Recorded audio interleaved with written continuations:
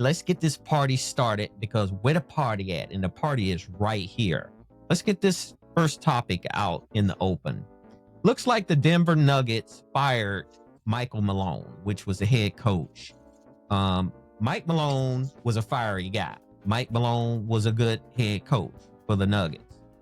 They were having a slump. I think they were in a 4-game decline slump that they were losing. And Denver was not even ranked up there with Oklahoma City as far as being up at the top of the West. And correct me if I'm wrong, Najee, it looks like, this thing had been brewing for a while, because it looks like they fired the general manager as well. So I think they packaged them both up, because I'm the president of the they said they're not team. extending his contract. Exactly. The vice chairman of the team, his name is Josh Kroenke, and he is the son of Stan Kroenke. Stan Kroenke is the owner of the Los Angeles Rams. Stan Kroenke basically owns SoFi Stadium. So that's his son. Stan Kroenke owns the Colorado Avalanche. He owns the Denver Nuggets, and he owns the Los Angeles Rams.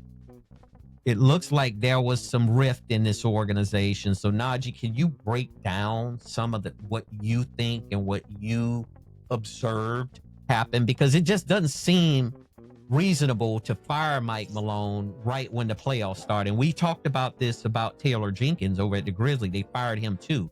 So obviously, I guess the NBA is a little bit different than the NFL, but each owner is his own owner. Each owner has his own thought process. What do you think happened to make Mike Malone get fired? Honestly, man, a lot of stuff could be really in-house stuff. He could have said something that rubbed him the wrong way, or he has a strong belief in something, because that's why a lot of these NBA coaches right now don't have a backbone, because they worry about job security more than telling these players what to do or what to say.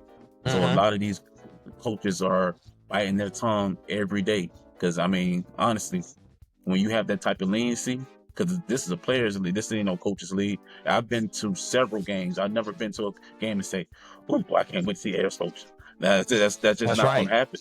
That's right. So that's a good point. I mean, it's games I've seen other teams. I don't even know who their coach is. Like, I went to go see the Magic. Honestly, I don't even know the Magic coach name. I have no idea either. It's just how it is. Nobody's going to see the coaches. Nobody's going to see the GM. We're going to see the players. The players is one that's the focal point. Like when they say they're firing basically the GM. Nobody know who the GM is.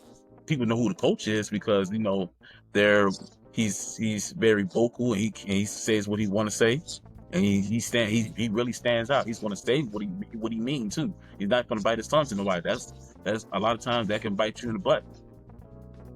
That's a good point. A lot of times it can.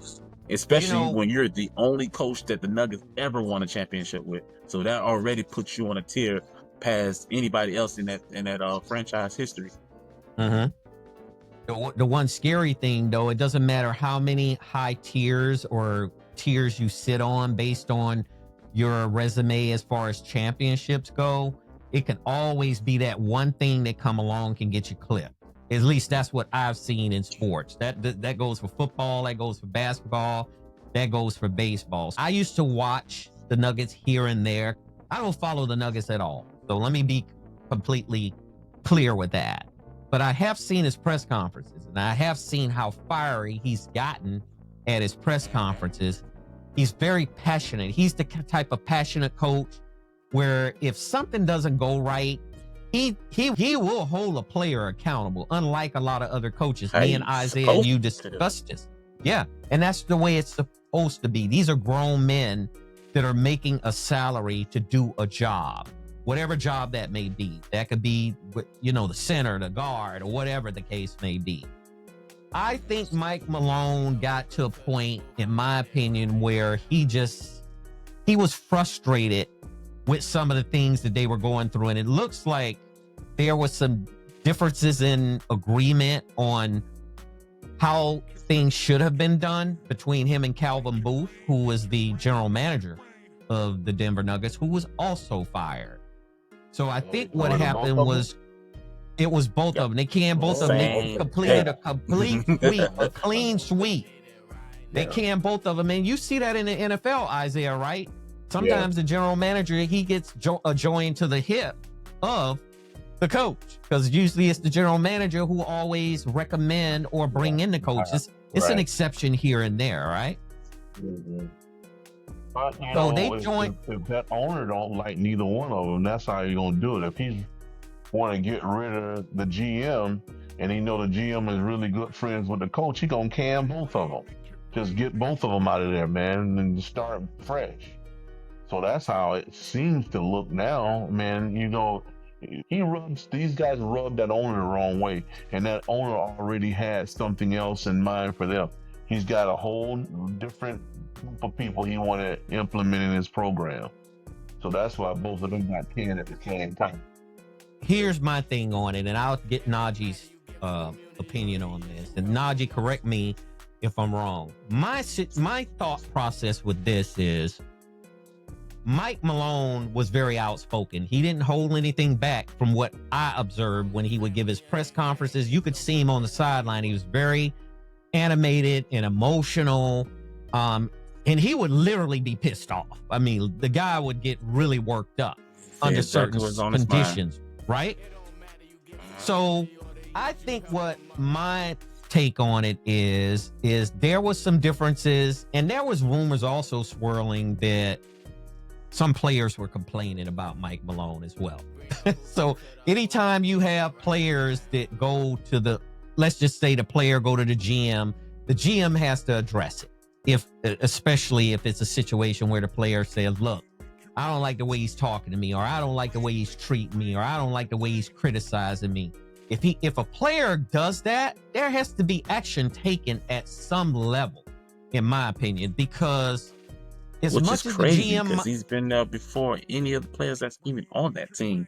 If I'm not mistaken, Jokic is the person that's been on that team longer than anybody else on the roster. And Mike Malone was still there before him because he didn't get drafted until 2015. What was it, 2015? I think. So that alone, he already has brought all of them up. He's been Jokic's coach since he's been drafted. So he's learned. And so I personally don't think it was him because, I mean, he's been there as long as he's been there. And he's actually been there longer. So why would he even do that? Because it showed, at least last night, he showed that, like, okay, now I'm going to have to be the coach because, like, nobody else is going to lead us to the promised land that's just going to come off the street. He was doing all of the coaching last night. Now, that's very conflicting to me because how can Mike Malone be in the way of something when Mike Malone just won a championship years ago? Things can come unglued very quickly depending on attitudes and relationships and things like that. My take of this is that the owner decided that the general manager, he was going to do a clean sweep and get him out of there as well, because there was rumors swirling that the general manager had differences of philosophy or what should have been done versus what Mike Malone was doing, or vice versa. What do you think about that, Najee? But it has to be more than that because, I mean, you just got rid of the head coach right before the playoffs. There's majority of these teams only got 2 or 3 games left in the season. Right. Like, what coach you gonna bring in? I don't care how brilliant this coach is. What coach are you going to bring in that's going to have your team to buy into exactly what you need for them to do for the playoffs? The playoffs is coming up next week. What do you have planned? What can any coach? What Phil Jackson, freaking Pop? What can they teach them or have them to buy in and execute perfectly in order for you to be successful? Even the best coaches you could ever talk about, even Pat Riley too. What can they install into their team in order for them to win? Right. There is no time to do that. Even the best players, there's no JJ Redick. Even though they were 3rd in the West right now, it still took him weeks to get them to buy in what he was doing. Weeks. You don't have weeks in playoffs. You have hours to get yourself together because they got a game every other day. You have a game. You don't have time to buy into anything. You're talking about your best chance to win a championship. You got one 2 years ago with him. Like, tell me what can you do? Malone's comments was, it's not my job to evaluate how players take things. My job is to be honest, sometimes brutally honest. Let me tell you where I think he jumped overboard as far as his job being safe in a lot of cases. It's not my job. I've heard people say that. I mean, especially if you're into any type of leadership position, whether it's coaching, whether it's any type of industry, it could be anything. It could be the city, it could be the state, it could be the federal government, it could be anything. When people start saying it is not my job, you set yourself up. Nobody that cutting you a check want to hear that. Exactly. Nobody that that's is cutting not a check want to hear that from you. How many words is that? It is not my job. That is 5 words that you need to steer clear of as someone who's collecting a check somewhere, right? I mean, because if you collecting a check, that's the last thing the owner want to hear. It's not my job Exactly. to babysit players. It's not my job to do this. Because he's not owning up to responsibility, and he don't want to be involved. He don't want to be. They don't want to hear that. You're skirting certain things that you don't want to even be responsible for, saying, look, I ain't got nothing to do with that. That ain't on me. Paying you to be responsible. They paying you to be responsible. Absolutely, especially if you. You've reached the end of another episode of the DC Stewart Sports Talk podcast. Be sure to connect with us at Facebook and Twitter.com. Your voice is important, so head over to iTunes to subscribe, rate, and leave us a review. Catch our next episode.